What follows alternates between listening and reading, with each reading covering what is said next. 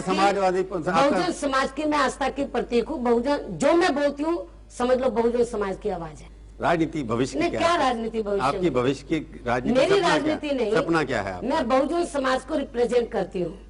तो मेरा सपना क्या है, मैं क्या सोच रही हूँ कि इस देश में जो बहुजन समाज के लोग हैं, जिसके अंतर्गत अनुसूचित जाति, जनजाति, अन्य पिछड़े वर्ग के लोग और धार्मिक अल्पसंख्यक समाज से संबंध रखने वाले जो सिख, मुस्लिम, ईसाई, पारसी और बुद्धिस्ट लोग हैं, और इसके साथ साथ अपर कास्ट में से ऐसे लोग जो अपनी मनुवादी मानसिकता को छोड़कर बीएसपी में जुड़ रहे हैं, और तो हम उनको भी साथ में लेकर चल रहे हैं।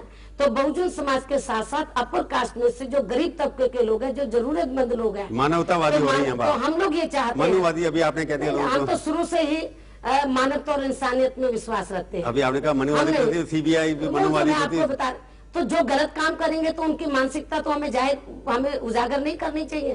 तो मैं आपको ये बताना चाहती हूँ कि हमारा सपना क्या है कि इस देश में जो बहुजन समाज के लोग हैं, जिनके साथ सदियों से हर क्षेत्र में उनके साथ अन्याय हो रहा है, उनको इंसाफ नहीं मिला। जैसे फॉर एग्जाम्पल आप ये देखेंगे, उनको परम पूज्य बाबा साहब डॉक्टर अंबेडकर के कारण सरकारी नौकरियों में, राजनीति में आरक्षण की सुविधा तो मिल गई, तो राजनीति में तो आरक्षण का कोटा उनका पूरा हो जाता है, लेकिन सरकारी नौकरियों में अभी तक भी आरक्षण का कोटा किसी भी महकमे में पूरा नहीं है।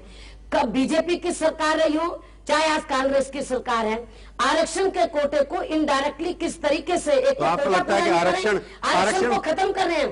जैसे बीजेपी चल रही थी, एक मिनट, जैसे बीजेपी चल रही थी जिस रास्ते पे, आज उस रास्ते पर कांग्रेस चल रही है। आपके साथ चल रही है, मैं इसलिए बता रही हूँ कि जो आरक्षण है तो एक तो कोटा पूरा नहीं करे, और जो सरकारी जितने संस्थान है तो छोटा कमाल हो गया, उसका वो निजीकरण कर रहे हैं, और निजीकरण में आरक्षण की व्यवस्था नहीं है, जुडिशरी में आरक्षण की व्यवस्था नहीं है, राज्यसभा में नहीं है, विधान परिषद में नहीं है, ऐसे बहुत से क्षेत्र हैं जहाँ पर आरक्षण की सुविधा प्राप्त नहीं है।